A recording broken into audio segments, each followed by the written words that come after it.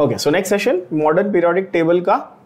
बच्चों let's quickly recap what we did in the last lecture. हमने last time बात की थी एटॉमिक साइज कैसे बढ़ता और कम होता है, ठीक है। Left to right periodic table में लेफ्ट टू राइट यानी कि along the period left to right atomic size को क्या होता है, डिक्रीज होती है।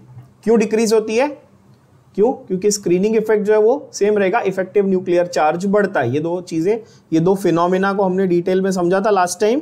यहां पर इफेक्टिव न्यूक्लियर चार्ज और स्क्रीनिंग इफेक्ट है ना। न्यूक्लियर चार्ज बढ़ेगा, एटम थोड़ा सा श्रिंक होगा तो लेफ्ट टू राइट छोटा हो जाता है। टॉप टू बॉटम क्या होता है, एक शेल ऐड होती है तो साइज जो है वो बढ़ जाता है ना। और उसके बाद हमने देखा था आइसो इलेक्ट्रॉनिक स्पीशीज का फंडा। उसमें क्या सीखा था हमने, कैटायन हमेशा एटम से छोटा होता है, एनायन हमेशा एटम से बड़ा होता है। ये याद है सबको? ये बहुत इंपॉर्टेंट स्टेटमेंट, डायरेक्ट स्टेटमेंट है, ठीक है। Direct statements specially please understand, आपको पता है मार्किंग पैटर्न अपन जो फॉलो करते हैं स्टार्ट डे 1 से। क्या येलो में जो मैं मार्क कर रहा हूँ वो आपके लिए इंपॉर्टेंट है, आपको रीड करते वक्त ध्यान में रखना है। जो मैं अलग कलर से मार्क कर रहा हूँ या रेड से अंडरलाइन कर रहा हूँ, डायरेक्ट एज इट इज आपके एमसीक्यूज में एप्लीकेबल है for your entrance exams. I hope you all know that and you are marking accordingly. बच्चों अभी से करोगे तो आगे जाके आपको दिक्कत नहीं आएगी। ओके चलो, तो हमने आइसो इलेक्ट्रॉनिक स्पीशीज पे कुछ क्वेश्चंस भी सॉल्व किए थे लास्ट टाइम और उसके बारे में डिस्कशन किया था। नंबर ऑफ इलेक्ट्रॉन्स जब सेम होते हैं तो क्या होता है, isoelectronic species, right. Okay, radii जो आइसो इलेक्ट्रॉनिक स्पीशीज के होते हैं, they will vary according to the nuclear charge. Again we had done this particular example, we covered this example where let's say I asked you to compare the sizes of Na+, F- और Al3+, है ना। All of which were iso electronic. ये सब में 10 electron थे बच्चों, बोलो हाँ की ना। और हमने साइज कंपेयर करा था, है ना। तो हमने किस बेसिस पे बोला था कि भाई इसकी जो साइज है वो किस बेसिस पे हम कंपेयर कर रहे हैं, वो देखते हैं जरा। तो साइज के कंपैरिजन का जो बेसिस है वो क्या है, larger nuclear charge means greater attraction force. Larger nuclear charge means greater attraction force, therefore radius is smaller। अच्छा, न्यूक्लियर चार्ज जितना ज्यादा रहेगा उतना अट्रैक्शन फोर्स ज्यादा रहेगा, तो रेडियस, अट्रैक्शन ज्यादा मतलब श्रिंक ज्यादा होगा, तो रेडियस छोटा होगा कि बड़ा होगा? समझो बात को, छोटा हो जाएगा।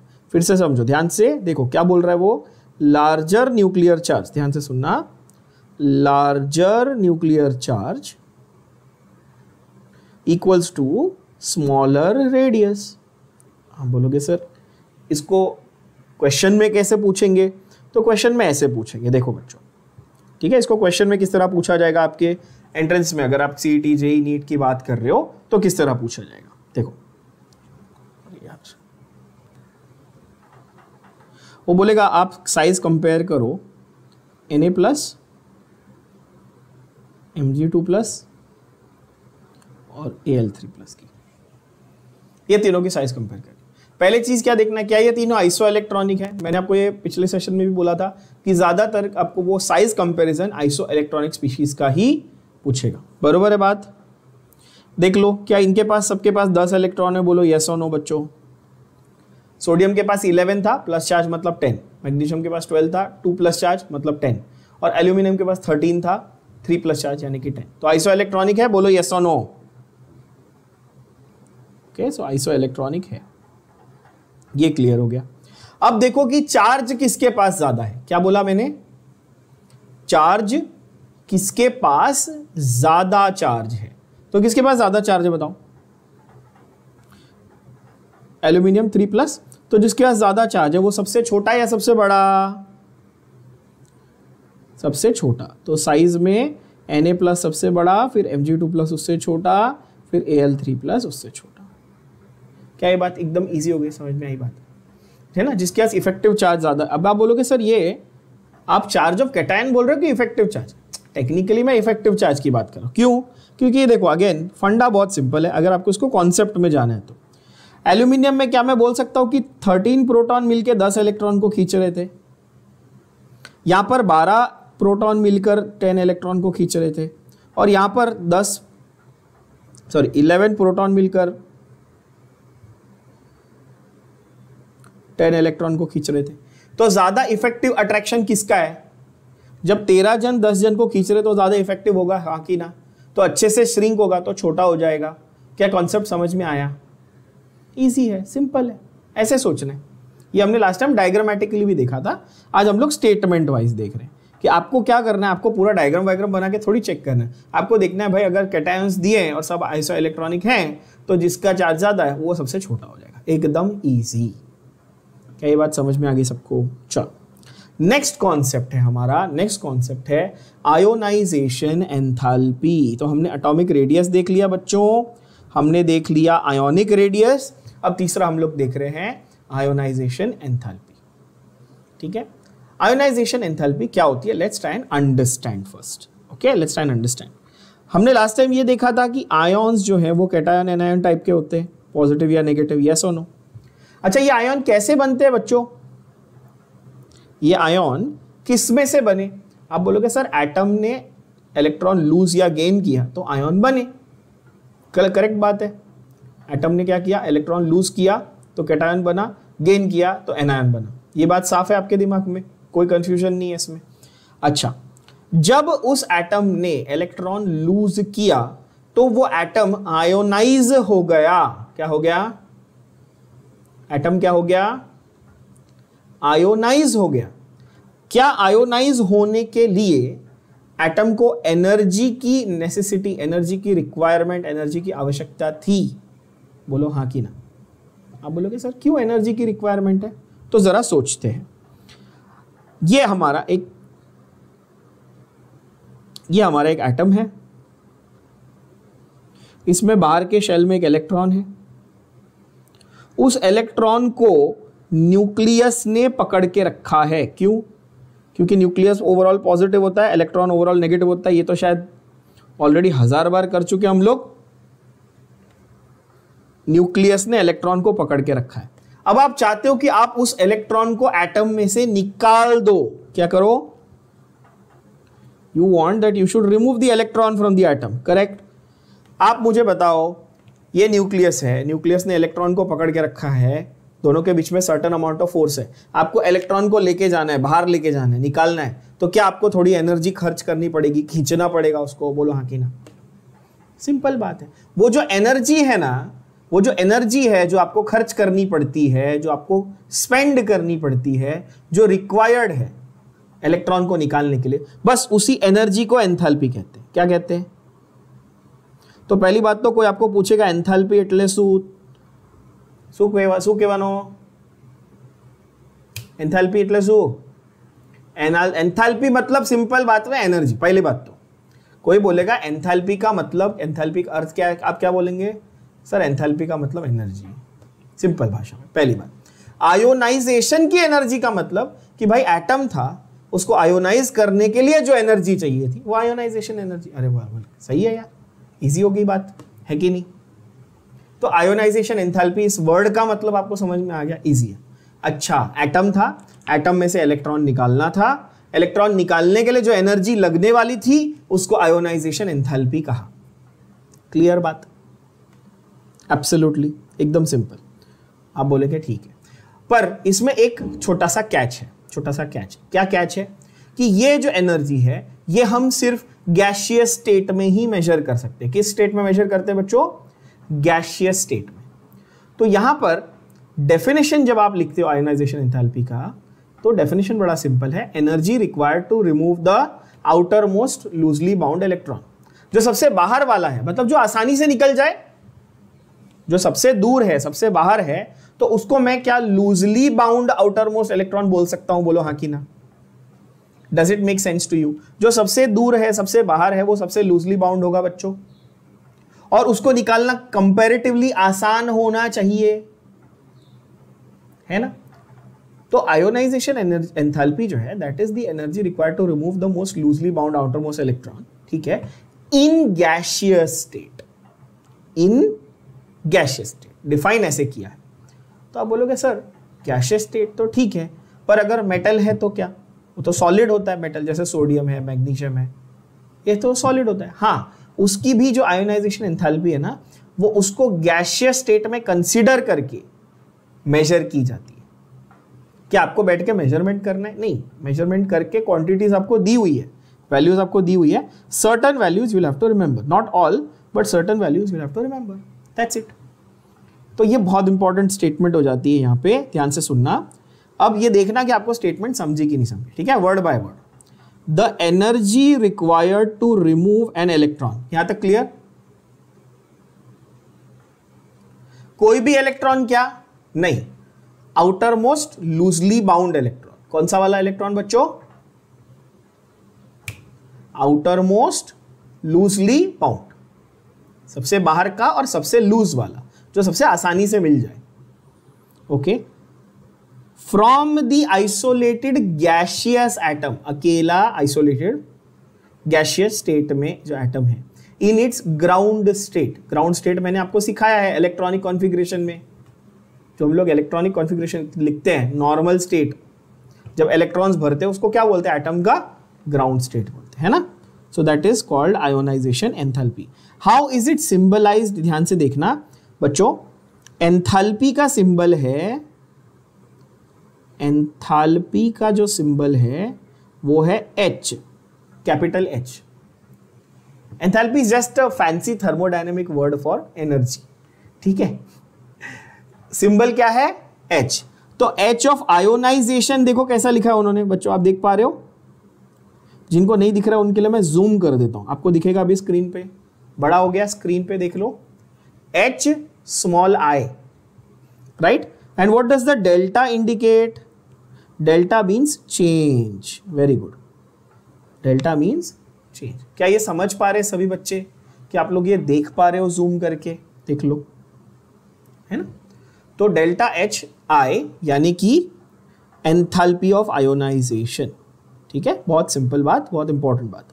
अच्छा, एंथैल्पी ऑफ आयोनाइजेशन के बारे में और एक इंपॉर्टेंट चीज, इसको मेजर तो कर लेंगे, आप बोलोगे ठीक है सर मेजर कर लेंगे, और इसका सिंबल भी समझ लिया, ओके, पर इसका यूनिट क्या होगा? एनर्जी है तो कुछ यूनिट रखना पड़ेगा, चाहिए, है ना, फिजिकल क्वांटिटी है, कुछ यूनिट तो चाहिए। तो यहां पर जो यूनिट है, एनर्जी है तो जूल, ऑब्वियसली, ढेर सारी एनर्जी है तो किलो जूल, मतलब 1000 जूल के पॉइंट ऑफ व्यू से अपन मेजर करेंगे, यस और नो बच्चों? तो किलो जूल। और बहुत इंपॉर्टेंट कि ये कितने क्वांटिटी के लिए मेजर किया जाता है। अब बोलोगे सर इसका मतलब क्या? कि भाई मैंने एटम लिए तो मैं कितने एटम लूं जिसके लिए मैं डिफाइन करूंगा। So it is defined for 1 मोल, कितना? 1 मोल ऑफ एटम्स। अभी हमने मोल तो डिटेल में किया है बच्चों, हमको मालूम है मोल कितना होता है, एवोगैड्रो नंबर 6.022 into 10⁻23, है ना।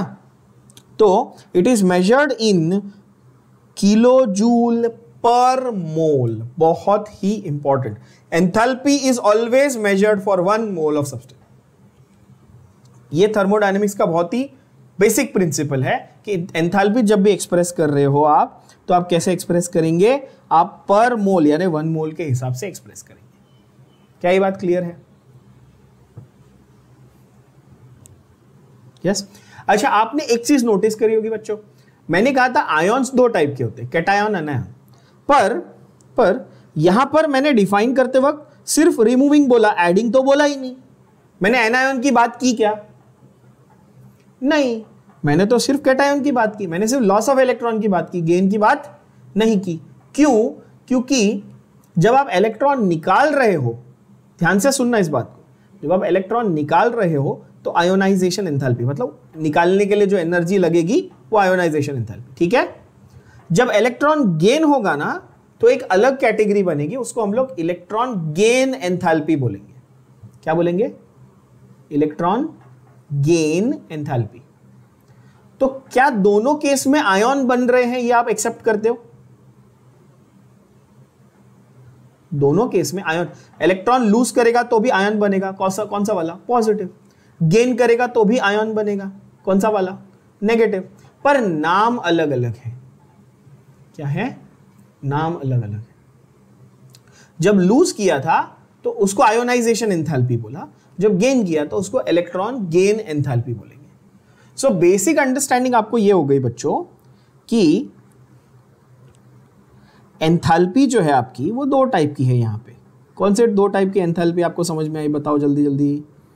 आप बोलोगे सर एक गेन वाली थी, एक लॉस वाली थी। जो लॉस वाली थी उसको हमने आयोनाइजेशन एंथैल्पी बोला। क्या बोला इसको? Ionisation enthalpy. इससे क्या बना? कैटायन बना। तो इसमें डिफाइन कैसे किया हमने? रिमूवल ऑफ इलेक्ट्रॉन, है कि नहीं। दूसरा हम लोग बोलेंगे EGA। EGA मतलब आप बोल सकते हो EGE, sorry, electron gain enthalpy. EGE, electron gain enthalpy, right बच्चों। इलेक्ट्रॉन गेन एंथैल्पी, ये क्लियर है। दो टाइप की एंथैल्पी है, एक आयोनाइजेशन एंथैल्पी है और एक इलेक्ट्रॉन गेन एंथैल्पी है। तो बच्चे कई बार ये सवाल करते हैं और ये वैलिड क्वेश्चन है, सर इसको आयोनाइजेशन, यहां पे आयन बन रहा है तो आयोनाइजेशन बोला, यहां भी तो आयन ही बन रहा है, दोनों जगह आयन ही बन रहे हैं ना, एक जगह पॉजिटिव आयन एक जगह नेगेटिव आयन। तो ऐसा बोलना चाहिए था ना, इलेक्ट्रॉन लॉस एंथैल्पी और इलेक्ट्रॉन गेन एंथैल्पी। ये ज्यादा अच्छा नहीं होता? हाँ, टेक्निकली ये ज्यादा सही होता, सही बोल रहे हो। पर नाम जो दिए वो आपको याद करने पड़ेंगे। नाम कौन से दिए? जब पॉजिटिव आयन बन रहा है तो क्या आप इलेक्ट्रॉन लॉस एंथैल्पी बोलोगे क्या? नहीं, आप क्या बोलोगे? Ionisation enthalpy. मतलब आयन तो बन रहा है दोनों जगह, बट आयोनाइजेशन का मीनिंग आपके दिमाग में क्या क्लियर होना चाहिए यहाँ पे कि लॉस की बात हो रही है, और इलेक्ट्रॉन गेन को प्रॉपरली इलेक्ट्रॉन गेन बोला जाता है। सही बात है बच्चों। अब एक आखिरी चीज जो लॉजिकल सवाल है आपसे मैं पूछूंगा, आपको खुद को समझना और जवाब देना है।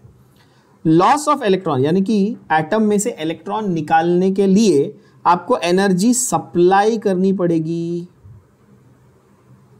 यानी कि जो एटम है वो एनर्जी मांगेगा कि लूज करेगा? एनर्जी गेन करेगा कि लूज करेगा? एटम जो है वो आपसे एनर्जी रिक्वायर कर रहा है, राइट? आपको एनर्जी खर्च करनी पड़ेगी इलेक्ट्रॉन को निकालने के लिए, करेक्ट है। और जब गेन ऑफ इलेक्ट्रॉन होगा तो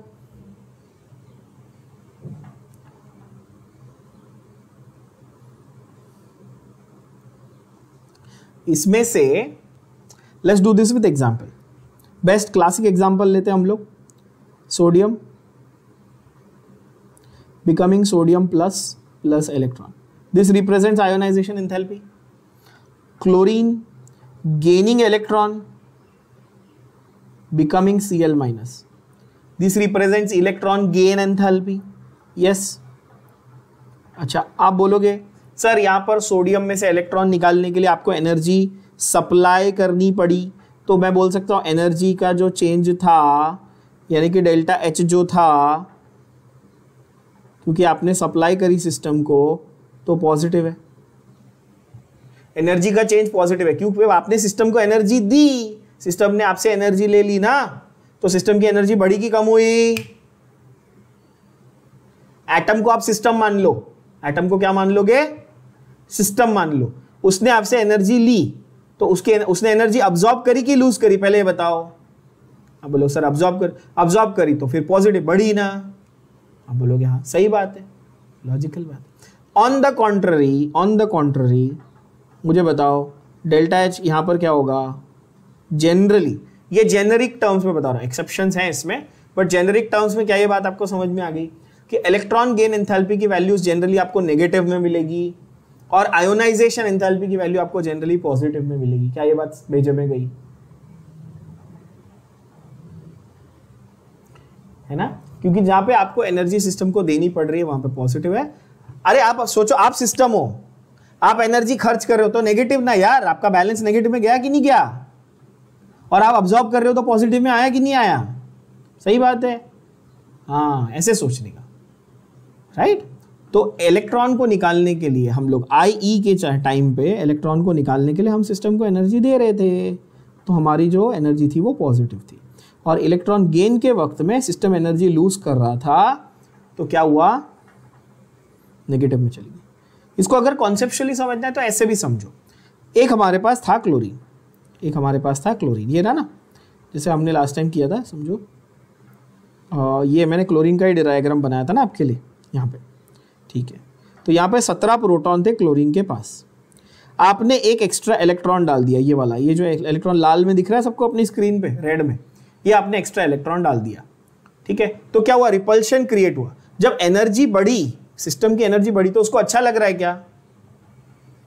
एनर्जी ज्यादा हुई तो वो स्टेबल फील करेगा क्या? नहीं। तो वो स्टेबिलिटी पे आने के लिए क्या करना चाहता है? वो एनर्जी को, वो एनर्जी को बाहर फेंकेगा। वो बोलेगा यार बहुत ज्यादा एनर्जी होगी, थोड़ी सी लेके जाओ, है ना। आप जब कुकर में पानी को बॉईल करते हो तो सीटी बजती है, बहुत एनर्जी होगी, थोड़ी बाहर फेंको यार, सीधी बात है। तो बस यहाँ पे भी वही फंडा है बेटा, कि जब भी आप क्लोरीन के अंदर इलेक्ट्रॉन ऐड कर रहे हो ना, तो वो सिस्टम थोड़ी बहुत एनर्जी को बाहर फेंकेगा, यानी नेगेटिव में हो जाएगा, सिस्टम लूज कर रहा है ना। अब क्लियर हो गया सबको? आई होप सो, कोई दिक्कत नहीं है। तो आयोनाइजेशन एंथैल्पी और इलेक्ट्रॉन गेन एंथैल्पी के फंडे समझो, हाँ ठीक है। Ionisation enthalpy is always positive. क्या मैंने ये बात आपको अभी क्लियर कर दी? क्यों? क्योंकि energy needs to be supplied. हाँ, ये देखो एकदम क्लियर होगी ना कि भाई इलेक्ट्रॉन को निकालने के लिए आपको एनर्जी सप्लाई करनी पड़ेगी। आप बोलेंगे हाँ बात सही है, ओके ओके। अब आयोनाइजेशन एंथैल्पी में क्या मोर देन वन इलेक्ट्रॉन का लॉस पॉसिबल है? That is the next question. तो आप बोलोगे हाँ ऑब्वियसली एक से ज्यादा इलेक्ट्रॉन का लॉस भी पॉसिबल है सर। कैसे? देखो, मल्टीपल आयोनाइजेशन एंथैल्पीज, क्या बोला मैंने? Loss of multiple electrons, loss of multiple electrons. अब कैसे? थोड़ा सोचते हैं, समझते हैं। एल्यूमिनियम का एग्जांपल लो, सबसे बढ़िया एग्जांपल है aluminium. Aluminium 13, aluminium is number 13। तो सबसे पहले फर्स्ट स्टेप में एल्यूमिनियम का atom is losing one electron to become Al+, agreed. Second step में this Al+ is again losing one more electron to become Al2+, correct बच्चों। And third step में this Al2+ is losing one more electron to become Al3+, means overall 3 electron का loss हुआ, ठीक है, पर कैसे हुआ? एक एक करके हुआ। बात समझ में आ रही है? मतलब स्टेप 1 में कुछ एनर्जी आपको लगी, स्टेप 2 में कुछ एनर्जी लगी, स्टेप 3 में कुछ एनर्जी लगी। सवाल ये है क्या ये तीनों एनर्जीज सेम होगी क्या? या दैट इज द क्वेश्चन। अच्छा यहां पर देखना, मैं यहां पे बोलूंगा ionisation enthalpy delta HI number 1, ऐसे बोलूं? स्टेप नंबर 1 के लिए नंबर 1 बच्चों। अब समझो यहां पे कि ये जो आयोनाइजेशन एंथैल्पी है मेरी, वो 3 पार्ट में, मैं 3 बार में देख रहा हूं ना, तो क्या मैं इसको ऐसा बोल दूं बच्चों, डेल्टा H1, डेल्टा H2 और डेल्टा H3? आप बोलोगे हाँ sir, first step, second step, third step, ठीक है। सवाल ये है कि क्या तीनों टाइम पे सेम एनर्जी लगने वाली है क्या? That is the question. अब जरा सोचो, थोड़ा सा दिमाग लगाओ, सोचो। एल्यूमिनियम में न्यूक्लियस के अंदर कितने प्रोटॉन थे? आप बोलोगे सर 13 प्रोटॉन थे। पहले वो 13 प्रोटॉन आउटर मोस्ट शेल के 3 इलेक्ट्रॉन को 283, एल्यूमिनियम कैसा होता है 283, इलेक्ट्रॉनिक कॉन्फ़िगरेशन सबको आती है, इसमें गोची नहीं करना, 283। पहले ये 13 प्रोटॉन बाहर के 3 इलेक्ट्रॉन को पकड़ रहे थे, अच्छे से पकड़ा था, करेक्ट। अब आपने उसको एक इलेक्ट्रॉन को निकाला, आपने थोड़ी एनर्जी खर्च की। कितनी एनर्जी खर्च की सर? हमने डेल्टा H1 खर्च की, delta H1 amount of energy खर्च करके हमने उसको निकाल दिया। तो अब ये 13 प्रोटॉन कितने इलेक्ट्रॉन को पकड़ के बैठे? 2 को। तो और ज्यादा अच्छे से पकड़ेंगे और ज्यादा स्ट्रेंथ के साथ और ज्यादा स्ट्रांग होगा बॉन्ड। तो अब जब सेकेंड इलेक्ट्रॉन को आपको निकालना है तो पहले से ज्यादा एनर्जी लगेगी कि कम लगेगी? ये सवाल समझो पहले। क्या बोला मैंने? पहले से ज्यादा एनर्जी लगेगी कि कम एनर्जी लगेगी? सोचो और बताओ। सवाल बड़ा सिंपल है। ऑफ कोर्स ज्यादा एनर्जी लगेगी। First 13 protons were attracting 3 electrons. After step number 1 आपने एक को उड़ा दिया। अब क्या कर रहे हैं? 13 प्रोटॉन 2 इलेक्ट्रॉन को पकड़ के बैठे। तो इसको निकालने के लिए तुमको और ज्यादा एनर्जी लगेगी, बोलो हाँ कि ना? तो सेकेंड स्टेप में जो एनर्जी लगी वो फर्स्ट स्टेप से ज्यादा। यस, अभी थर्ड वाला आप खुद बता सकते हो, बहुत ही लॉजिकल है बच्चों।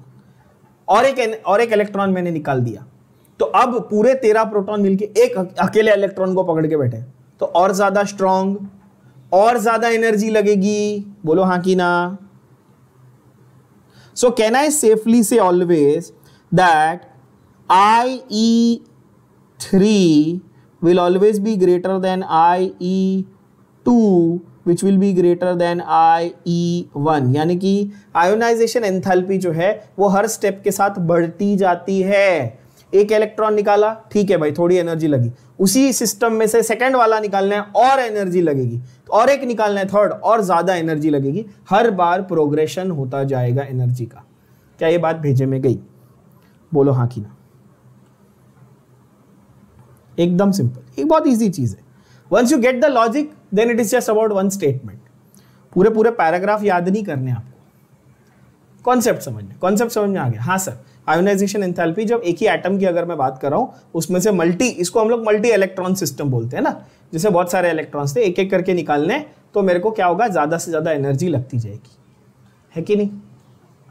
ये वैसा कुछ बदमाश बच्चे अगर हैं तो वो ऐसा भी सोच सकते हैं। आपने देखा होगा, जो वैसे तो आपको नहीं करना चाहिए सब लोगों को, बट आपने देखा होगा आपके कुछ दोस्त होंगे बदमाश जो सिगरेट दारू पीते हैं, ठीक है।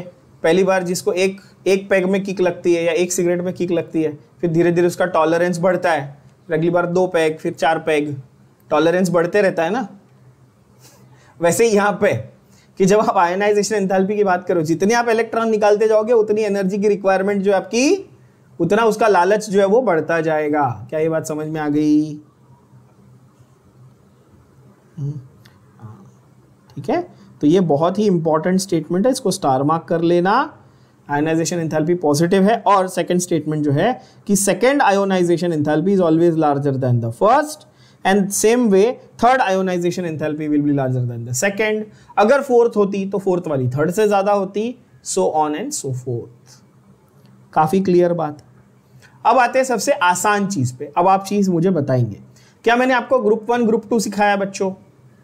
ग्रुप 1 एंड ग्रुप 2 को हमने क्या नाम से बोला था? एस ब्लॉक मेटल्स बोला था, एस ब्लॉक एलिमेंट्स। यस, और उनकी खासियत क्या थी ग्रुप 1 और ग्रुप 2 की? कि वो सारे अच्छे मेटल्स थे, अच्छे रिएक्टिव मेटल्स थे, means they easily wanted to lose electrons और gain electrons. They wanted to lose electrons. Obviously भाई, आप बोलोगे सर क्या बात करो, ऑब्वियस है ना, सही बात है, मेटल है, हाँ, स्ट्रॉन्ग मेटल है, हाँ, इजीली लूज करना चाहते हैं, हाँ। अच्छा, जो इजीली लूज करेगा उसकी आयोनाइजेशन एंथैल्पी कैसे होगी? पॉजिटिव मतलब लो होगी कि हाई होगी? सोचो, दिमाग लगाओ। लो होगी। क्यों? अगर मैं बोल रहा हूं भाई इलेक्ट्रॉन तू लेके जा, मैं देने के लिए रेडी हूं, ऐसा लेके जाना मतलब मैं तो वेट ही कर रहा था कोई आके इलेक्ट्रॉन ले ले, तो क्या मैं आपसे ज्यादा एनर्जी की अब ये रखूंगा क्या? नहीं, मैं बोलूंगा अरे थोड़ा सा एनर्जी दे, लेके जा, मैं तो बैठा ही था देने के लिए, है ना। तो वो बोलता है कि भाई just take it, no problem.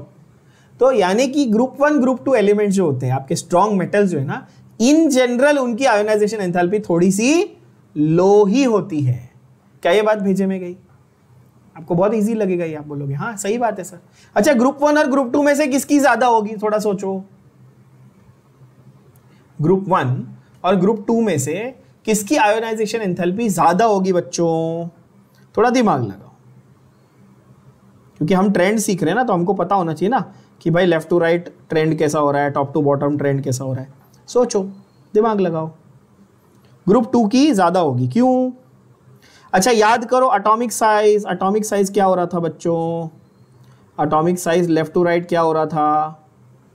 Shrink हो रहा था, छोटा हो रहा था। तो एटम जब थोड़ा सा छोटा हो जाएगा तो न्यूक्लियस और आउटर मोस्ट इलेक्ट्रॉन थोड़ा नजदीक आ जाएगा, तो अच्छे से पकड़ेगा, तो निकालने के लिए एनर्जी ज्यादा मांगेगा।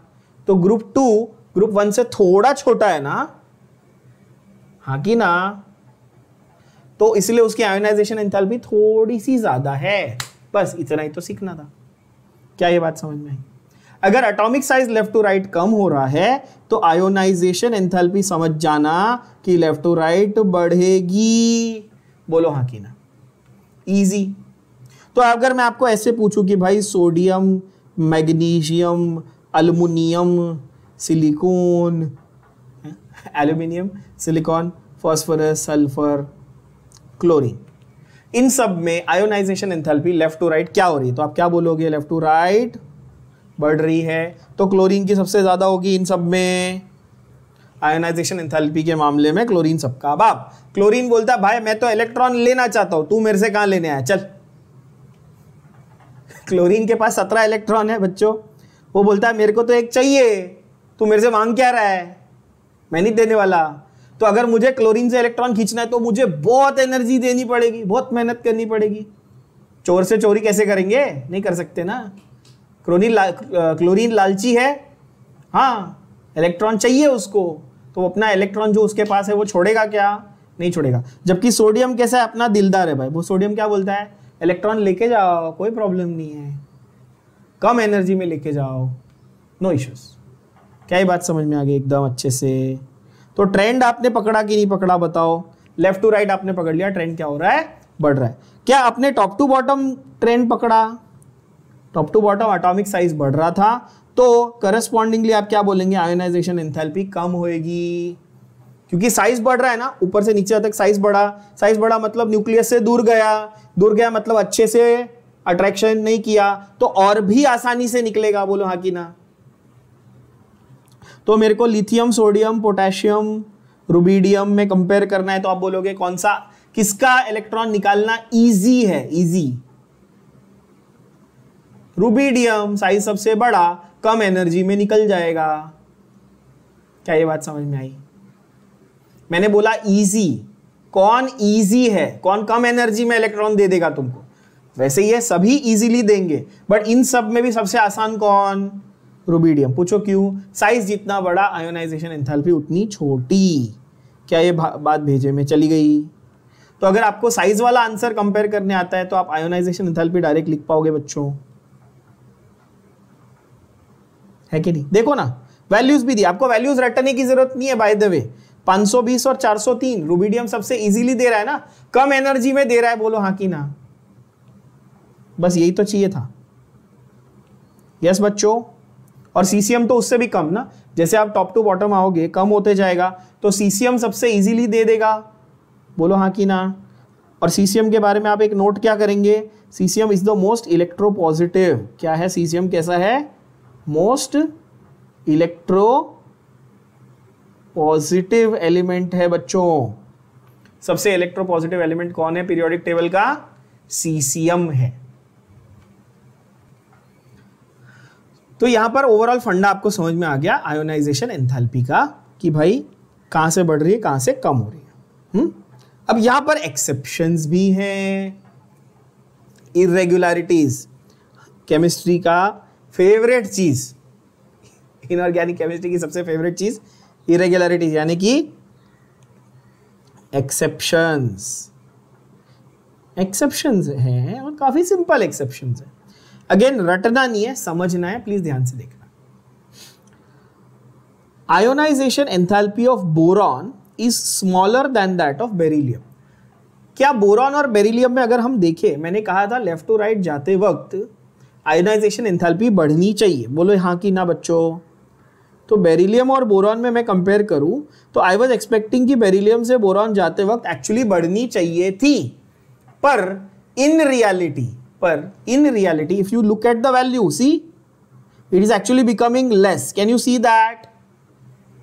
899 से 801 हो गया बच्चों। फिर वापस तो ये ट्रेंड जो है ऐसा ग्रेजुअल ऐसा बढ़ना चाहिए। देखो ये बढ़ रहा है, ये बढ़ रहा है, ये इंक्रीज इंक्रीज इंक्रीज। दो जगह पे आपको एक्सेप्शन दिख रहा है इसमें, दो जगह एक्सेप्शन दिख रहा है। किधर?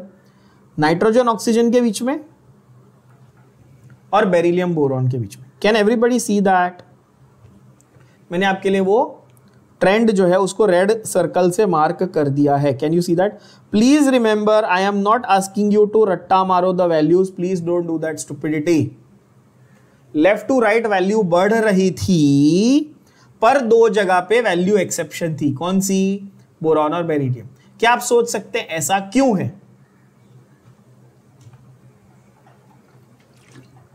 मैं समझाता हूं, बहुत इजी है।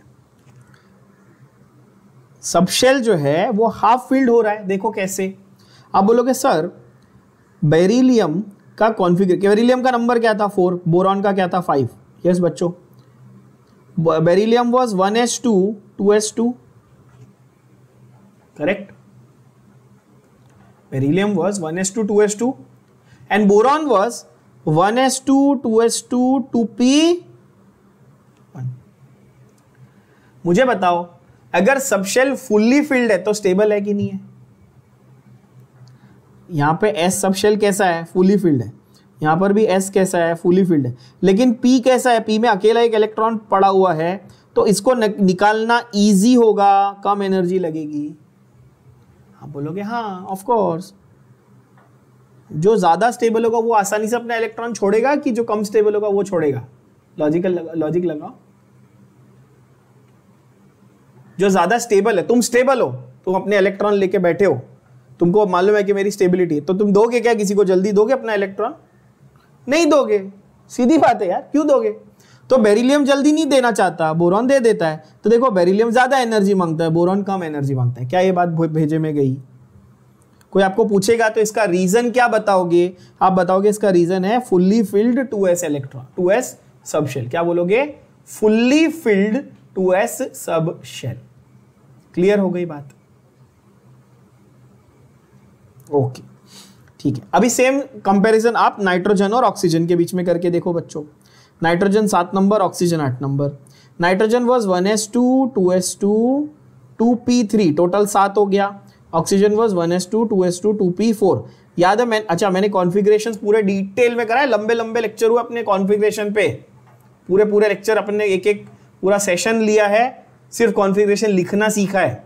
अगर अभी भी ये नहीं आता तो ये फिर थोड़ा बाउंसर जाएगा आपको, समझो। कॉन्फ़िगरेशन को रिवाइज जरूर करो। अच्छा बताओ कि यहां पर p सब शेल हाफ फिल्ड है, 3 इलेक्ट्रॉन है ना, टोटल कैपेसिटी 6 होती है ना p की। और यहां पर ऑक्सीजन में क्या है? देखो यहां पे 1 2 एंड 3, यहां पर 1 2 3 एंड 4। तो ऑक्सीजन में क्या हो रहा है कि डिस्ट्रीब्यूशन इक्वल नहीं है एनर्जी का, और यहां पर क्या हो रहा है? हाफ फील्ड डिस्ट्रीब्यूशन इक्वल है। क्या इसका यह मतलब है कि यह ज्यादा स्टेबल है? हंड्स रूल किया है ना हमने, हंड्स रूल, सबको सिंगल सिंगल सिंगल दो तो स्टेबिलिटी अच्छी बनती है, फिर उसके बाद पेयरिंग करने का। तो हाफ फील्ड स्टेबल है, और हाफ फील्ड स्टेबल है इसका मतलब वो जल्दी छोड़ेगा क्या? नहीं, बरोबर है। तो स्टेबल वाला जल्दी नहीं छोड़ेगा, ज्यादा एनर्जी मांगेगा भाई, तो इसीलिए ये एक्सेप्शन बनता है। तो actually nitrogen is more than oxygen. Same way इधर boron is more than beryllium. Can you see that? बाकी सब लोग अपना नॉर्मल ट्रेंड फॉलो कर रहे हैं, तो पूरा एक सीरीज नॉर्मल ट्रेंड फॉलो कर रहा है, लेफ्ट टू राइट बढ़ रहा है। बस 2 जगह पे एक्सेप्शन है, आपको 2 एक्सेप्शन याद रखने पड़ेंगे। क्लियर बात? Ionisation enthalpy of boron is small.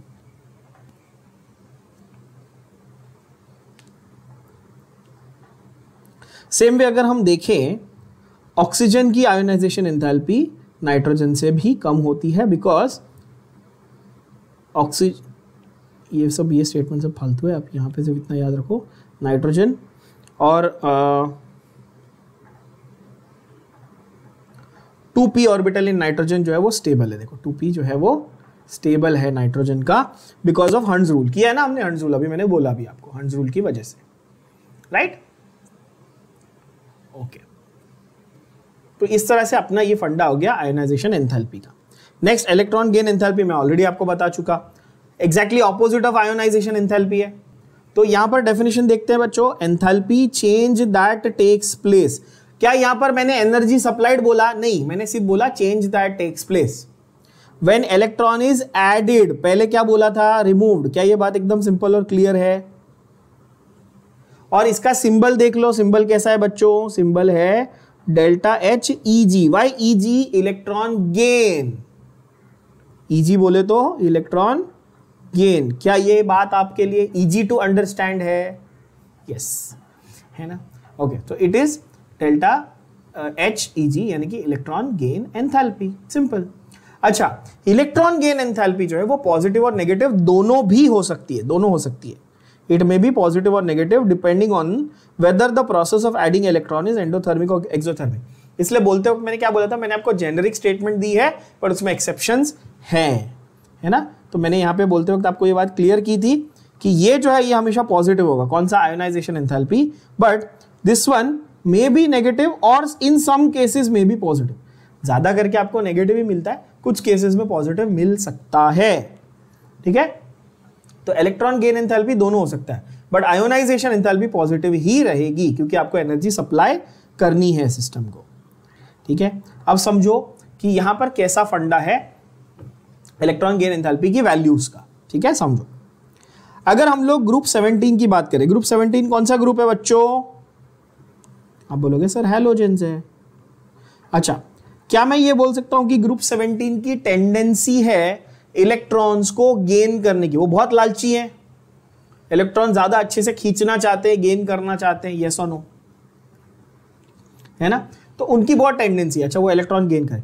जब वो इलेक्ट्रॉन गेन करेंगे, जब वो इलेक्ट्रॉन गेन करेंगे तो उनके पास ऑलरेडी 7 इलेक्ट्रॉन्स थे आउटर मोस्ट शेल में, क्योंकि ग्रुप 17 में क्या होता है भाई, 17 की पहचान ही यही है ना कि आउटर मोस्ट शेल में 7 इलेक्ट्रॉन हैं। 17 से यही तो पता चलता है कि 7 इलेक्ट्रॉन है। 13 में 3, 14 में 4, 15 में 5, वैसे 17 में 7।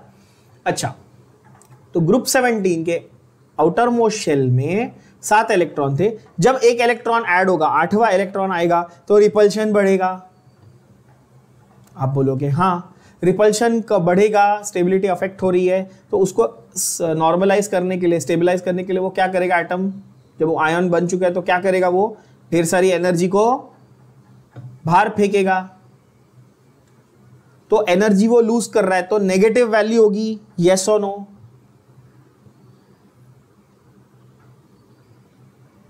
अगेन कंपैरिजन करके देखो बच्चों, कंपैरिजन करो। फ्लोरीन में ज्यादा धक्का मुक्की होगी, रिपल्शन होगा, साइज छोटा है, या क्लोरीन में ज्यादा धक्का मुक्की होगी, या ब्रोमीन में होगी? सबको 8 इलेक्ट्रॉन चाहिए ना आउटर मोस्ट शेल में, फ्लोरीन हो, क्लोरीन हो, ब्रोमीन हो, सबको एक इलेक्ट्रॉन गेन करके 7 से 8 करना है। बोलो हाँ कि ना। किसकी रिपल्शन ज्यादा होगी? जिसकी साइज छोटी होगी। 8 इलेक्ट्रॉन रखने हैं, जिसकी साइज छोटी होगी उसमें ज्यादा रिपल्शन होगी ना, धक्का मुक्की ज्यादा होगी ना, स्टेबिलिटी ज्यादा खराब होगी ना। तो जितनी बड़ी साइज होगी उतना अच्छे से वो इलेक्ट्रॉन को रख पाएगा, ये बेसिक लॉजिक है। तो फ्लोरीन जो है उसको ज्यादा दिक्कत है, तो फ्लोरीन ज्यादा एनर्जी छोड़ेगा, तो हाईली नेगेटिव होगा उसका वैल्यू। आप बोलोगे हाँ, हाईली नेगेटिव, करेक्ट है ना। तो इसका कहने का मतलब है electron gain enthalpy first of all for group 17 overall is negative, but now listen to my statement, for fluorine it is more negative, for iodine it is less negative. ये confusing है बहुत, बच्चों को ये बहुत कंफ्यूजिंग लगता है, but है बहुत सिंपल चीज। क्या बोला मैंने? For fluorine it is more negative, for iodine it is less negative. तो बच्चों ये सोच के बताना टॉप टू बॉटम क्या हुआ, बढ़ा कि कम हुआ? From more negative it went to less negative, तो actually value top to bottom बढ़ी कि कम हुई?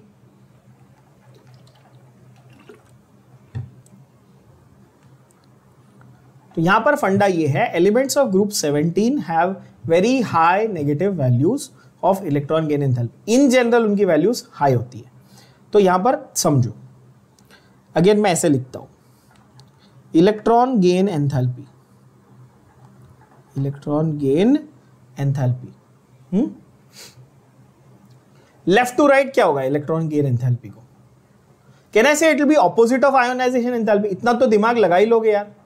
इलेक्ट्रॉन गेन एंथैल्पी और आयोनाइजेशन एंथैल्पी एक दूसरे के क्या होंगे? ऑपोजिट होंगे ना। तो ये टॉप टू बॉटम बढ़ रहा है। अब यहां पर ब्रैकेट करके क्या लिखेंगे आप? बढ़ रहा है मतलब इट इज बिकमिंग पॉजिटिव और लेस नेगेटिव, एक ही बात है कि नहीं? हाँ, ये बस ये समझना है आपको बच्चों। In general this becomes less negative. अगर वो ऑलरेडी नेगेटिव था तो वो लेस नेगेटिव होता जाएगा, या फिर अदर वर्ड्स में बोल सकते हो पॉजिटिव होता जाएगा। इसमें कोई कंफ्यूजन नहीं चाहिए। यहां पर क्या है, जो लैंग्वेज है वो कंफ्यूजिंग है, जो लैंग्वेज है ना वो कंफ्यूजिंग है, ठीक है। तो आपको मैं लैंग्वेज पहले क्लियर कर देता हूं। लेस नेगेटिव का मतलब ही मोर पॉजिटिव, समझ में आ रही बात, मतलब इंक्रीज। तो लेफ्ट टू राइट क्या होगा, अब तो ये तो कोई भी दिमाग लगा देगा, लेफ्ट टू राइट क्या होगा, डिक्रीज होगा, सीधी बात है कि नहीं। तो यहां पे ये फंडा आपको समझ में आ गया। ओके, एलिमेंट्स ऑफ ग्रुप 18 यहां पर एक एक्सेप्शन हो जाते हैं। Elements of group 18, elements of group 18 exhibit highly positive values. Group 18 कौन सा ग्रुप है बच्चों, inert gases, noble gases, highly positive values ये दिखाते हैं। अगेन यहां पे सोचने वाली बात है, ऐसा क्यों है, सोच सकते हो आप, व्हाई इज इट सो, सोचो, take 2 seconds, think. Highly positive values हैं नोबल गैसेस की ऑफ इलेक्ट्रॉन गेन एंथैल्पी, क्यों। नोबल गैस के पास ऑलरेडी 8 इलेक्ट्रॉन है, बोलो हाँ कि ना। नया शेल बनाना पड़ता है और नए शेल में पहला इलेक्ट्रॉन ऐड करना तो बहुत इजी है भाई, खाली कंपार्टमेंट है ना, धक्का मुक्की होगी क्या, नहीं होगी। सोचो, दिमाग लगाओ। आप इसको ऐसे सोचोगे ना तो आपको इंटरेस्टिंग भी लगेगा और बहुत हैवी नहीं लगेगा, ये बहुत इजी लगेगा। आपको ऐसे सोचना है, अच्छा नोबल गैस बोला सर ने, मैं नियॉन सोच लूं, नियॉन में आउटर मोस्ट में कितने इलेक्ट्रॉन थे बच्चों, एक, रेड से बना दूं, ये 1 2 3 4 5 6 7 और 8 इलेक्ट्रॉन थे। अब मेरे को इसमें एक इलेक्ट्रॉन ऐड करना है, वो 8 से ज्यादा रख सकता है क्या यहां पे, नहीं। तो उसके लिए वो क्या करेगा बताओ, वो एक और अलग से नई शेल बनाएगा, यस और नो। नई शेल उसने बना दी और नई शेल बना के एक अकेले इलेक्ट्रॉन को वहां रखा, तो एक तो बड़ी शेल न्यूक्लियस से दूर और कोई उसमें इलेक्ट्रॉन पहले से प्रेजेंट नहीं है, तो कोई उसका रिपल्शन होने का चांस है क्या, उसकी धक्का मुक्की होने का कोई चांस है क्या, तो उसको एनर्जी लूज करनी पड़ेगी क्या, नहीं। तो उसके लिए बहुत इजी है ना, गेन कर लिया, एक और इलेक्ट्रॉन, एक शेल बना दिया, सिंपल। क्या ये बात भेजे में गई, इजी है, यस। तो हैलोजेंस के लिए हाईली नेगेटिव वैल्यू है, पर जीरो ग्रुप के लिए यानी कि नोबल गैसेस ग्रुप 18 के लिए हाईली पॉजिटिव वैल्यूज है। तो ये पार्ट अब सबको समझ में आ गया होगा, क्रिस्टल क्लियर। अच्छा सर आपने पॉजिटिव ये ग्रुप 18 के लिए बोला था, क्या ये बात क्लियर हो गई है कि नहीं बच्चों। और इन जनरल हैलोजेंस के लिए मैंने नेगेटिव आपको बता दिया था। एक्सेप्शन पे बहुत क्वेश्चन बनते हैं, यहां पर हाईली पॉजिटिव वैल्यू है ग्रुप 18 की। क्यों है भाई हाईली पॉजिटिव वैल्यू, क्योंकि जो नया इलेक्ट्रॉन आया वो नए शेल में जाएगा जिसका प्रिंसिपल नंबर बड़ा है, जो इसका साइज बहुत बड़ा है, तो इसीलिए इसमें बहुत ही आसानी से ऐड हो जाएगा। एल्कली मेटल्स का लो नेगेटिव वैल्यू होगा इन जनरल, हाँ भाई ऑब्वियसली लो नेगेटिव वैल्यू होगा, ठीक है।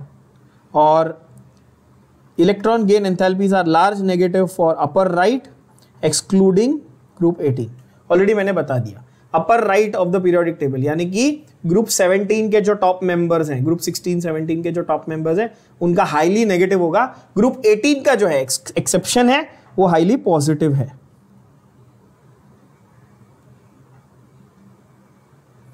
ये बात आपके दिमाग में चलेगी। एक चीज बता दूं बच्चों, जो लोग अभी ये पढ़ रहे हैं देख रहे हैं, समझो, आपको ये देख के अभी समझ में भी आ जाएगा, क्योंकि हम लोग एक ही चीज को बार बार रेपिटेशन करके बोल रहे हैं। ये चीज अगर आपने आज की आज नहीं पढ़ी, जो आपने मार्किंग की, अगर आपने आज का आज रीड नहीं किया ना, ट्रस्ट मी आपको कल याद नहीं रहेगा ये। अगर आप इस आइडिया में बैठे हो कि मैं सिर्फ लेक्चर स्क्रीन पे मैं देख रहा हूं, मैं सुन रहा हूं सर को और मेरे को याद रह जाएगा, तो ऐसा नहीं होने वाला। आप कितने भी इंटेलिजेंट हो, ये बहुत ही वॉलेटाइल है, ये आज पढ़ा कल भूल जाते ऐसी चीजें, ठीक है ना। तो ये आप आज का आज अगर नहीं पढ़ रहे हो, नहीं रीड कर रहे हो, तो आपको याद नहीं रहने वाला। एंड आप में से अगर कोई ऐसा है जो ओवर कॉन्फिडेंस में अभी भी मार्किंग नहीं कर रहा है, सिर्फ हाँ कि ठीक है मैंने सुन लिया सर ने जो बोला, हाँ मेरे को याद रहेगा, ट्रस्ट में आप बाद में बहुत पछताने वाले हो। तो प्लीज ध्यान से इन चीजों को मार्क करना और इनकी रीडिंग की हैबिट डालो, नहीं तो याद नहीं रहेगी। Please remember this, okay? I am not trying to scare you, I am telling you the honest truth. No matter how intelligent you are, inorganic chemistry becomes volatile after a while and you start forgetting things because there is so much to remember.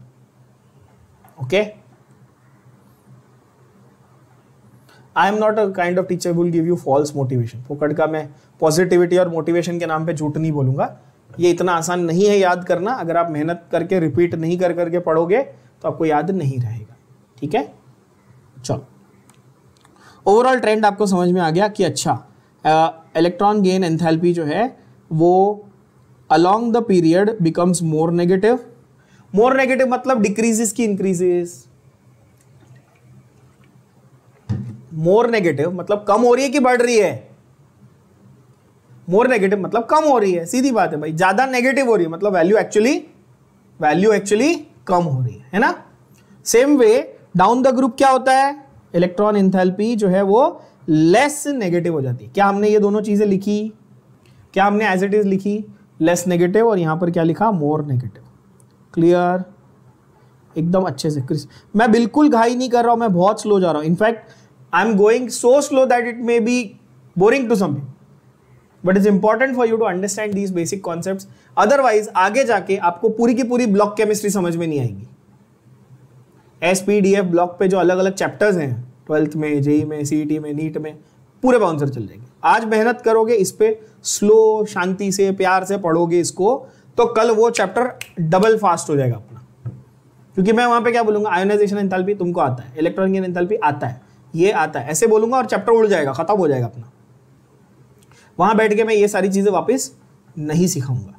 आज मेहनत कर लो, वहां पे काम आएगा। Clear है? अगला concept है इलेक्ट्रोनेगेटिविटी का कॉन्सेप्ट। किसका कॉन्सेप्ट है? इलेक्ट्रोनेगेटिविटी। सबसे इजी और सिंपल अच्छा कॉन्सेप्ट, बहुत प्यारा, इसमें कोई आपको कंफ्यूजन नहीं होने वाली, बहुत सिंपल चीज है। ठीक है, वो जो दो है ना उसमें बहुत सारा दिमाग लगाना था, वैल्यूज और ट्रेंड्स एंड एवरीथिंग, ये बहुत इजी है। इलेक्ट्रोनेगेटिविटी का मतलब बॉन्ड बनाने के बाद, ध्यान से सुनना, बॉन्ड बनाने के बाद किसी एटम की इलेक्ट्रॉन्स को पुल करने की टेंडेंसी। क्या बोला मैंने? बॉन्ड बनाने के बाद जो एलिमेंट है, जो एटम है, वो इलेक्ट्रॉन्स को अपनी तरफ खींचना चाहता है। इस टेंडेंसी को क्या कहते हैं? इलेक्ट्रोनेगेटिविटी, यानी कि EN कहते हैं। डेफिनेशन देख लो, द एबिलिटी और the tendency of a covalently bonded atom to attract the shared pair of electrons toward itself is called electronegativity. इससे क्या मतलब आपको समझ में आया? पहली बात, ये बॉन्डिंग के पहले देखने का कि बॉन्डिंग के बाद देखने का? बॉन्डिंग के बाद देखने का मतलब कि बॉन्डिंग हो चुकी है फिर देखने का। तो आपको कोई बोले कि बताओ क्लोरीन की इलेक्ट्रोनेगेटिविटी, तो आप बोलोगे ये पागल, अकेले क्लोरीन की क्या पूछ रहा है, किसी के साथ उसका बॉन्ड बना के पूछ। सबसे पहले आप ये बोलोगे। समझ में आ रही बात? हाँ, तो इन अच्छा, सो कैन आई से this is applicable actually in atomic state या फिर मॉलिक्यूलर स्टेट, कंपाउंड बनने के बाद? कंपाउंड बनने के बाद, है ना? ऐसे सोचना है। ठीक है, तो बहुत सिंपल होगी। अच्छा, किसी बच्चे ने अभी थोड़ी देर पहले इलेक्ट्रॉन अफिनिटी के बारे में पूछा था ना किसी ने? हाँ, इलेक्ट्रॉन अफिनिटी। जरा इन दोनों के बीच में फर्क भी समझ लो ताकि आपको एकदम क्रिस्टल क्लियर हो जाए कॉन्सेप्ट। इलेक्ट्रोनेगेटिविटी,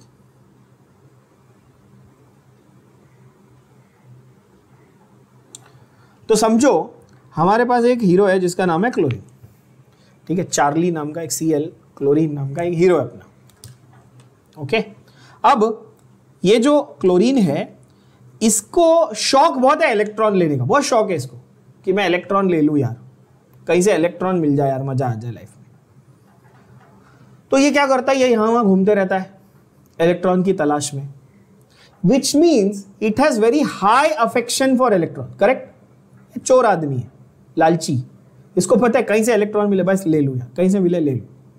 तो इसकी अफिनिटी यानी अफेक्शन जो है इसका जो प्रेम है, भाव है इलेक्ट्रॉन की तरफ, वो बहुत हाई है। करेक्ट, सही बोल रहा हूं? अच्छा, तो ये क्या करता है कि इन जनरल इलेक्ट्रॉन लेने की इसकी टेंडेंसी है। तो ये क्या करेगा कि जाके ये कंपाउंड बनाएगा, किसी एक एलिमेंट को पकड़ेगा, उसके साथ कंपाउंड बनाएगा। तो आप बोलोगे इसकी इलेक्ट्रॉन अफिनिटी जनरली हाई है। For chlorine it is high. क्यों? क्योंकि उसकी टेंडेंसी है कि इलेक्ट्रॉन मिल जाए, ज्यादा अच्छा गेन करने की टेंडेंसी। क्लियर बात है ना? अच्छा, अभी इलेक्ट्रोनेगेटिविटी क्या? उसने हाइड्रोजन को कन्विंस किया। क्या किया? क्लोरीन ने हाइड्रोजन को कन्विंस किया कि भाई एक काम कर, एक इलेक्ट्रॉन तू दे, एक इलेक्ट्रॉन मैं देता हूं, अपन दोनों मिलके बॉन्ड बनाते। बरोबर है? 50% पैसा तू दे, 50% पैसा मैं देता हूं, अपन दोनों मिलके बिजनेस चालू करते। ऐसा बोला उसने। हाइड्रोजन बोला ठीक है, तू और मैं दोस्त, अपन 50% बॉन्डिंग, ओके। पर क्लोरीन निकला लालची। क्लोरीन ने क्या किया? बॉन्ड बनाने के बाद, ध्यान से सुनना, बॉन्ड बनाने के बाद जो 2 इलेक्ट्रॉन शेयर किए थे ना, उसको क्या किया? अपनी तरफ खींच के थोड़ा, अपनी तरफ खींच के रख दिया, थोड़ा ऐसे। बीच में होना चाहिए था ना, 50-50 होनी चाहिए थी ना पार्टनरशिप। उसने क्या किया? ज्यादा प्रॉफिट, ज्यादा इलेक्ट्रॉन अपनी तरफ रखे। क्या वो लेके भाग गया क्या? नहीं, वो अभी भी पार्टनरशिप में है, लेकिन पार्टनरशिप में वो इक्वल पार्टनरशिप कर रहा है क्या? नहीं, वो क्या कर रहा है? इलेक्ट्रॉन्स को खींच के अपनी तरफ रख रहा है। क्या ये बात समझ में आई? तो अगर आप कंफ्यूज्ड हो इलेक्ट्रॉन अफिनिटी और इलेक्ट्रोनेगेटिविटी में, तो electron affinity in general tendency है इलेक्ट्रॉन को लेने की। इलेक्ट्रोनेगेटिविटी क्या है? कंपाउंड बनने के बाद बॉन्डेड स्टेट में इलेक्ट्रॉन को अपनी तरफ खींच के थोड़ा सा डिस्प्लेस अपनी तरफ करने की जो टेंडेंसी है, उसको इलेक्ट्रोनेगेटिविटी बोलते हैं। क्या ये बात क्रिस्टल क्लियर हुई? दोनों में फर्क क्या है समझ में आया? एक चोर है, बुरा मतलब भाई चोरी कर रहा है इलेक्ट्रॉन की, कहीं से भी ढूंढ रहा है, और दूसरा क्या है कि भाई चोर है लेकिन थोड़ा आपसे दोस्ती वोस्ती करेगा, बातचीत करेगा, बॉन्ड बनाएगा, फिर थोड़ा सा इलेक्ट्रॉन को अपनी तरफ लेगा। ये फर्क है, समझ रहे हो बात? तो आप बोलोगे सर ठीक है, मान लिया, चलो ठीक है, समझ में आ गया डिफरेंस। फायदा क्या है? क्लोरीन का फायदा क्या है? तो क्लोरीन का फायदा ये है भैया कि यहां पर उसको बॉन्डेड स्टेट में रहने के बावजूद नेगेटिव चार्ज जो उसको चाहिए था वो मिल रहा है। क्या पूरा नेगेटिव चार्ज मिल रहा है? नहीं, पार्शियल नेगेटिव चार्ज। थोड़ा सा इलेक्ट्रॉन्स उसकी तरफ शिफ्टेड है तो उसको पार्शियल नेगेटिव चार्ज मिल रहा है, तो हाइड्रोजन को पार्शियल पॉजिटिव चार्ज मिल रहा है। क्या ये बात समझ में आई? यस।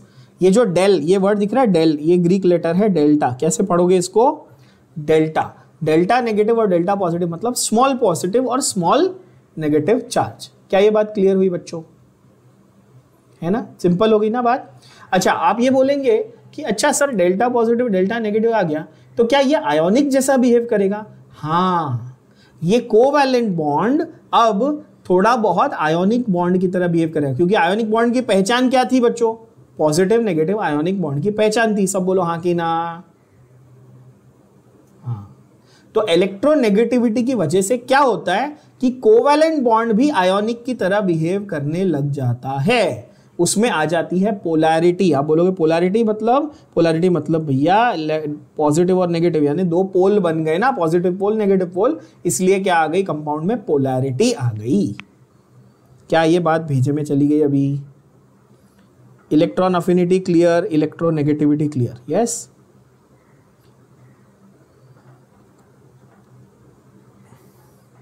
करेक्ट, बहुत डिफरेंस है, फिर भी लोग कंफ्यूज होते हैं। मैं भले एक्सप्लेनेशन आपको 20 मिनट तक दूं, पर आपको एक सेंटेंस में याद रखना है। क्या? इलेक्ट्रॉन अफिनिटी, इलेक्ट्रॉन चाहिए पर बॉन्ड बनाने के पहले इलेक्ट्रॉन चाहिए, मतलब ढूंढ रहा है वो टेंडेंसी। और इलेक्ट्रोनेगेटिविटी, बॉन्ड बनाने के बाद इलेक्ट्रॉन अपनी तरफ खींच रहा है, वो टेंडेंसी है। क्लियर?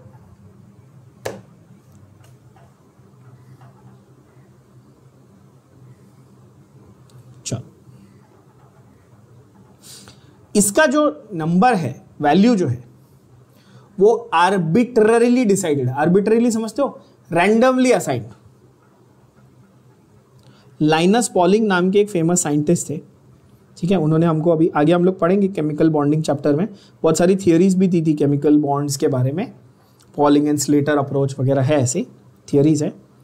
तो ये पॉलिंग भाई साहब ने क्या किया कि एक दिन सुबह सुबह ये उठे, बोले आज क्या करना है लाइफ में, मतलब I am doing a very bad acting of polling but one fine day polling woke up and said आज लाइफ में क्या करते हैं, आज फ्लोरीन को इलेक्ट्रोनेगेटिविटी असाइन करके आते हैं। तो वो गए बाहर और उन्होंने बोला आज से फ्लोरीन की इलेक्ट्रोनेगेटिविटी 4। तो पब्लिक ने बोला कैसे, कैलकुलेशन क्या है, इक्वेशन क्या है? बोले कोई कैलकुलेशन नहीं, कोई इक्वेशन नहीं, आज से वैल्यू 4। सबने बोला ठीक है कहने का मतलब क्या कि ये आर्बिट्ररीली असाइंड वैल्यू, क्या है, आर्बिट्ररीली असाइंड, हाँ, मतलब कि रैंडमली, ऐसा मतलब अपने मन से असाइन कर दिया। अब फ्लोरीन को मान लिया, फ्लोरीन सबसे इलेक्ट्रोनेगेटिव है, उसको 4 वैल्यू दे दिया, अब बाकी सबको उसके हिसाब से वैल्यू दे दो। इसके पीछे कोई फंडा नहीं है, क्योंकि ये एक्सपेरिमेंटली मेजरेबल क्वांटिटी है ही नहीं। कैसा ये देखो, it is not a measurable quantity, it is just a tendency. ये टेंडेंसी है ना, वो इलेक्ट्रॉन को खींचना चाहता है बॉन्ड बनने के बाद, तो कितना खींचता है, कितना परसेंटेज खींचता है, कितना डिस्टेंस आगे आता है इलेक्ट्रॉन, ये सब का कोई वैल्यू नहीं है, ये रैंडम है, आर्बिट्ररी है। पर आपको क्या याद रखना है एंट्रेंस पॉइंट ऑफ व्यू से, आपको ये याद रखना है कि पॉलिंग ने फ्लोरीन को वैल्यू कितनी असाइन की थी, 4 फ्लोरीन को। It has the highest value of electronegativity in the periodic table, ठीक है। और इस नीचे आपके टेबल में आप page number 105 of your text book पे देखेंगे बच्चों, मैंने थोड़ी देर पहले ये मेंशन कर दिया ऑलरेडी, बट ध्यान से देख लेना। सीसीएम की लिस्ट है, आप चेक कर सकते हो, पूरे टेबल में आपको सबसे कम वैल्यू किसकी दिख रही है, 0.7 देख सकते हो आप, दिख रहा है ना। और फ्लोरीन की सबसे ज्यादा है, देख लो 4, ठीक है बच्चों। तो यहां पर जो है फ्लोरीन हाईली इलेक्ट्रोनेगेटिव है और सीसीएम हाईली इलेक्ट्रोपॉजिटिव है, हेंस प्रूव हो गया। तो यहां पर आप मेंशन कर दोगे मोस्ट इलेक्ट्रोपॉजिटिव। क्या मैं उल्टा ऐसा भी बोल सकता हूं, लीस्ट इलेक्ट्रोनेगेटिव, बोलो हाँ कि ना। और ये मोस्ट इलेक्ट्रोनेगेटिव, क्या ये बात दिमाग में चली गई?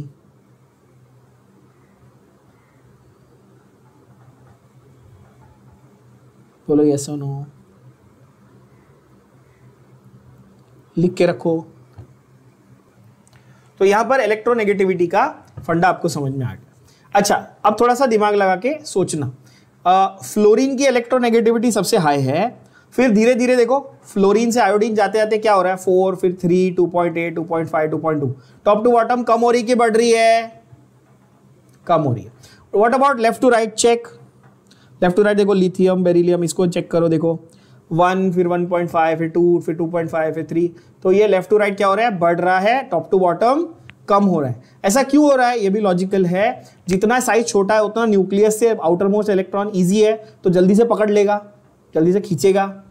छोटी साइज है तो ज्यादा इलेक्ट्रोनेगेटिव, बड़ी साइज है तो कम इलेक्ट्रोनेगेटिव। तो आपको दिख रहा है, अच्छा टॉप टू बॉटम, हाँ सर सीसीएम सबसे बड़ा था इसलिए सबसे कम इलेक्ट्रोनेगेटिविटी थी। क्या ये बात भेजे में गई? क्या ये बात बहुत लॉजिकल लगी? यस और नो? तो electronegativity increases as we move across the period and it decreases down the group. Top to bottom कम होती है, across the period left to right जो है वो बढ़ जाती है। ओके, सो इलेक्ट्रोनेगेटिविटी जो है बच्चों वो लेफ्ट टू राइट जो है वो बढ़ेगी और टॉप टू बॉटम जो है वो कम होती जाएगी, ठीक है। ये क्या इसका इलेक्ट्रोनेगेटिविटी का फर्क क्या है, मतलब इससे क्या फर्क पड़ रहा है? बच्चा पूछता है सर फर्क क्या पड़ा, क्यों सीखना है इलेक्ट्रोनेगेटिविटी? तो सीखना इसलिए है कि आगे जाके ये बहुत काम आएगा कॉन्सेप्ट बच्चों, कि कोवैलेंट बॉन्ड पोलर है कि नहीं है वो जज करना है। क्या करना है? कोवैलेंट बॉन्ड पोलर है कि नहीं है वो जज करना है। समझ रहे हो बात को? तो अगर आपको इलेक्ट्रोनेगेटिविटी नहीं समझती ना, तो आप ये नहीं बता पाओगे कि कोवैलेंट बॉन्ड पोलर है कि नहीं है। इसके लिए एक छोटी सी ट्रिक बताता हूं जो आपके एंट्रेंस एग्जाम्स के लिए काम आएगी। ये ट्रिक यहीं पे लिख देना, ट्रिक फॉर एमसीक्यूज, ऐसा लिख देना, ट्रिक फॉर एमसीक्यू ट्रिक्स भी बताते जा रहा हूं साथ साथ में, ताकि जब एमसीक्यू करोगे, जब एंट्रेंस का सॉल्विंग करोगे तो बहुत फास्ट अप्लाई कर पाओगे। इलेक्ट्रोनेगेटिविटी डिफरेंस क्या है? इलेक्ट्रोनेगेटिविटी डिफरेंस अगर ग्रेटर देन 1.7 रहा, इक्वल टू 1.7 रहा या लेस देन 1.7 रहा, ध्यान से सुनना। क्या बोला मैंने? इलेक्ट्रोनेगेटिविटी का difference greater than 1.7, equal to 1.7 और लेस देन 1.7। अगर ग्रेटर देन 1.7 रहा तो बॉन्ड जनरली आयोनिक ज्यादा होगा, कोवेलेंट कम होगा। मतलब आयोनिक कैरेक्टर ज्यादा होगा। यहां पर क्या होगा? कोवेलेंट कैरेक्टर ज्यादा होगा। समझ रहे हो बात को? और यहां पर दोनों ऑलमोस्ट इक्वल होगा। आयोनिक और कोवेलेंट सबको आता है, आई एम श्योर। आयोनिक मतलब give and take of electron, covalent मतलब शेयरिंग ऑफ इलेक्ट्रॉन। बोलो हाँ कि ना? सबको मालूम है ना? ये तो नहीं पता तो फिर चुल्लू पर गर्म पानी लो और उससे डूब मरो नहीं, मुंह धो, फ्रेश हो जाओगे, याद आ जाएगा। हाँ ठीक है। आयोनिक और कोवेलेंट तो स्कूल में पढ़ा था, सबको आना चाहिए। ठीक है, आयोनिक मतलब आयॉन्स वाला, कोवेलेंट मतलब शेयरिंग। तो ऐसे याद करना है कि डिफरेंस जो है, अभी आप बोलोगे किसके बीच का डिफरेंस? अरे भाई दो एटम है, बॉन्ड हो रहे हैं, तो दोनों की इलेक्ट्रोनेगेटिविटी वैल्यू का डिफरेंस आपको चेक करना है। अगर वो डिफरेंस 1.7 से ज्यादा है तो वो आयोनिक बॉन्ड है, अगर 1.7 से कम है तो वो कोवेलेंट बॉन्ड है, और अगर इक्वल टू 1.7 है तो वो दोनों 50% आयोनिक 50% कोवेलेंट है। क्या ये मैं आपको अप्लाई करके दिखाऊं तो मजा आएगा? आप देखो, आप इसमें से कोई भी दो एलिमेंट उठा लो जो आपके मन करे, जो मजा आए आपको। जैसे मैं बोलूं अच्छा लिथियम का ब्रोमीन के साथ बॉन्ड है, लिथियम का ब्रोमीन के साथ, चेक कर लो जरा। LiBr का बॉन्ड बच्चों, और वैल्यूज आप खुद देख सकते हो टेबल में, बताओ। तो आप बोलोगे sir lithium is 1, Br is 2.8, difference कितना है? 1 और 2.8 का डिफरेंस कितना है बच्चों? 1.8। तो आप बता सकते हो ये ग्रेटर देन 1.7 है, तो ये कंपाउंड कैसा रहेगा? आयोनिक रहेगा। दिमाग में गया? बोलो हाँ कि ना? इजी।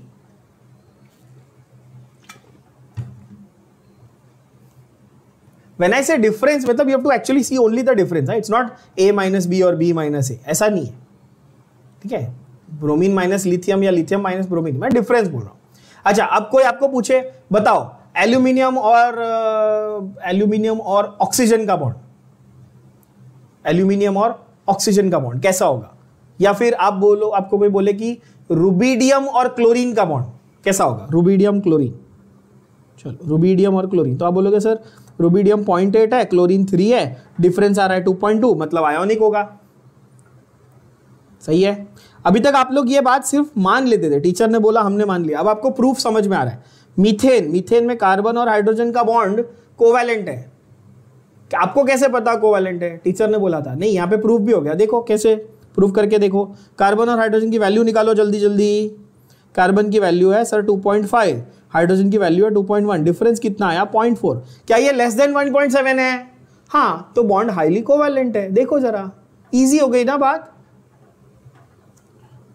H4 का कोई लेना देना नहीं, कार्बन हाइड्रोजन की बॉन्ड की बात हो रही है। ठीक है, इनमें से कोई भी एक बॉन्ड की बात हो रही है ना, वो एक बॉन्ड कैसा है वो ढूंढना है। क्या ये बात क्लियर हुई बच्चों? ग्रुप 18 क्यों नहीं मेंशन किया? क्योंकि ग्रुप 18 बॉन्ड नहीं बना था। आपको सारी वैल्यूज रटनी नहीं है प्लीज। ठीक है। अच्छा, जो बच्चे बहुत ही सीरियस है अपने एग्जाम प्रिपरेशन को लेके, जिनको अच्छा है कि भाई मेरे को मार्क्स लाने हैं, क्रैक करनी है एग्जाम, तो उनको बता दूं कि आपको फ्लोरीन, कार्बन, हाइड्रोजन और ऑक्सीजन, ये सारे वैल्यूज तो पता होने ही चाहिए। फ्लोरीन और सीजियम तो सबको मालूम होने चाहिए, हाईएस्ट और लोएस्ट। उसके अलावा आपको कार्बन, ऑक्सीजन और हाइड्रोजन की वैल्यू भी याद रखनी है। ठीक है, ये कंपल्शन नहीं है, बट इससे फायदा जरूर होगा। आपके एमसीक्यूज में आपको एडवांटेज मिलेगा सॉल्व करते हुए। ठीक है बच्चों, और ये भी नोटिस करना है आपने कि नाइट्रोजन और क्लोरीन की इलेक्ट्रोनेगेटिविटी एग्जैक्टली सेम है, 3 देख सकते हैं आप।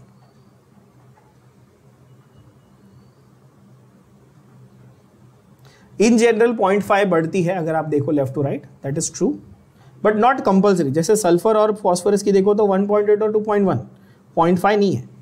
तो सारे के सारे ट्रेंड्स को आपको इतना पकड़ना नहीं है, इसमें 3-4 वैल्यूज को याद कर लेना है और top to bottom, left to right, बस ये वाला फंडा याद रखना है। क्या ये बात क्लियर हो गई सबको? तो यहाँ पर हमारे सारे फिजिकल प्रॉपर्टीज़ के ट्रेंड्स जो है वो खत्म हो जाते हैं। अगले इसमें हम लोग केमिकल प्रॉपर्टीज़ के ट्रेंड्स करेंगे, ठीक है।